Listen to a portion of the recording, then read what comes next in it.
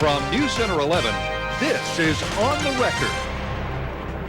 Hello, I'm John Johnson. Welcome to On the Record. Glad to have you with us on this day. We're pleased to welcome Ginger Grissom-Stevens. You know her. She is Executive Director of the Wesley House Community Center, Incorporated in Meridian. We're glad to have you with us. Welcome. Thank you. I'm happy to be here. Thank you very much. We're going to talk this day for the next half hour about, I guess, some stories that came up over the last couple of weeks dealing with the National Children's Alliance. It's a faith-based program that was funding you and some of your programs. That's right. And we'll let you take it from here, but they required you, I believe, to remove a cross that was inside your building. Yes, and yes. That did not happen, so take it from there. What happened? Okay, well, first, accreditation is always a good thing. Mm-hmm. Anytime that you can have any aspect of your organization accredited or certified or licensed or whatever, that means accountability. And so we were first to want to get in there.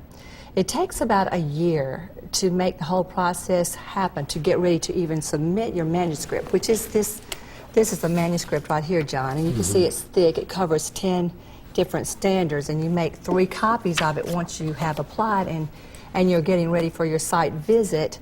Then you go ahead and submit 3 copies of that so that when the site reviewers come, they will have a clue about what it is your organization does, who is involved, and that sort of thing. And it's a quicker process that way. So anyway, we did our due diligence. We submitted the 3 copies. We had a site visit. We were thrilled about it. The site visit was in July of 2010. And then we received our first letter on the results in October of that same year. And one of the points that was discussed on the blog is that we were marked down on 7 of the 10 standards. And that's really not true. The blog meaning the WTOK blog, where people respond to stories that we have. Yes, okay. Yes. And now we all know, frankly, I never read blogs, just saying, because the same person can make as many blogs as they want to, as long as they say them under or submit them under different names. So I don't really have time for that, but it does present some information, that I feel like needs to be addressed as far as Wesley House. So 7 of 10, what one person said in terms of the blog, 7 of 10 violations, that is not the case. Is that what you're saying? That's what I'm saying. Let me give you the 10 standards first. Okay. One is the multidisciplinary team. That's the first standard.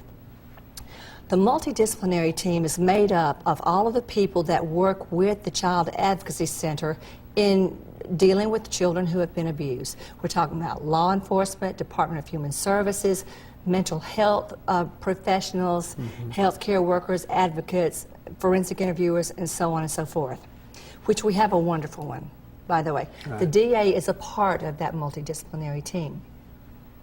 Then the second standard is cultural competency and diversity. We'll go there later. The third is forensic interviewer.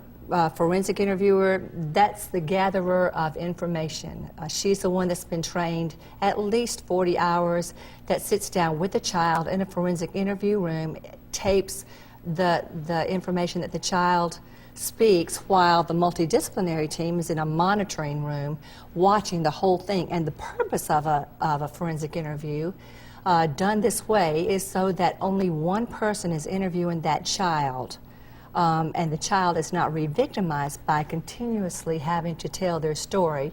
And 2, credibility for the child, because the more a child tells a story, the more the story is going to change. It lessens usually as it goes on. The fourth standard is victim support and advocacy, which we were very good with that. The medical evaluation is the fifth one. Mental health is the sixth.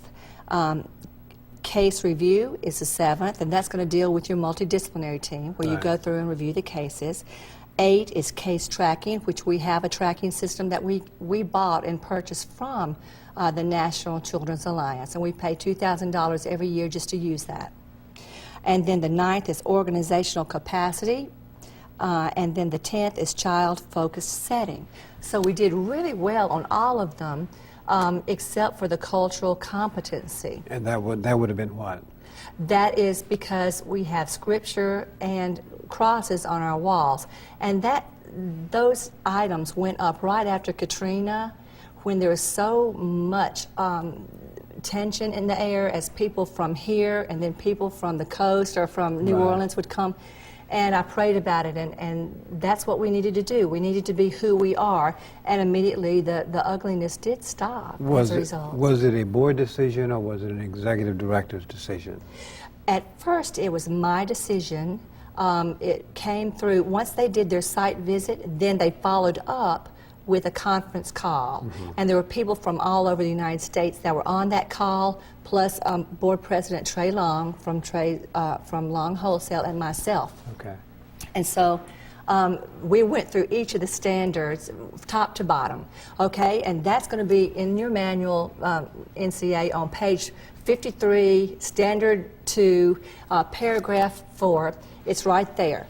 Because what happened is, in submitting this, the purpose was so that they would review that before they came and did their site visit. But I'm sure they were just busy, and that did not happen. So when they marked us down on several of the aspects of the accreditation, a lot of it was simply because they didn't see it in the manual, and it was right there. So as we went through the conference call, it was really easy until we got to the elephant in the room, and Mr. Miller said, okay, let's go ahead and address this situation. And I said, well, Mr. Miller, what would you have us to do? We are a mission, and we've got a cross and flame on the building, in fact, you know, and how do we deal with this? Which is a United Methodist sign, exactly, is that right? Exactly. We are affiliated with the Methodist Church, but we serve everyone. And what I told him was that we do not judge people as they come in. We don't speak about religion unless they do. And most of the people we talk to are faith-based, and whoever they need. I mean, I've called Father Cosgrove 1,000,000 times and said, Father, can you come and speak some Catholic to this victim? Well, Lord Ginger will be right there. And he's over here, you know. So I have a community of faith-based folks that will come in at the drop of a hat. Plus, I didn't tell NCA this because I just didn't think about it, but I had already bought and purchased for the Sheriff's Department a sitting area for little children that could have been used, and that was primarily so that when they talked to the victim, to the parent, then the child would have a place to stay. So you're saying that has always been there. It's not, Yeah. not been an issue at all, but they had some Exactly. concerns about it. Let's talk about what their concerns were when we come back. We'll take a Absolutely. break. We'll be Thank back. you. Just stay with us. Welcome back to On the Record. We're talking with Ginger Grissom Stevens. She is Executive Director of the Wesley House Community Center, and here in Meridian, serving. How many counties are you serving? We're working on 20 at the time. I don't name 20 just yet because we've only dealt with them 2 or 3 times, but it's becoming 20 quickly through the Child Advocacy Center. Way outside of just East Mississippi. Yes, yes. We talk about the National Children's Alliance and the funding there and the cross. When you began to talk about the cross and the fact that you couldn't take it down, or I assume I'm putting it in your mouth, but you couldn't put it down. Do it. What was their reaction and what did they take? Led silent. And then after a second,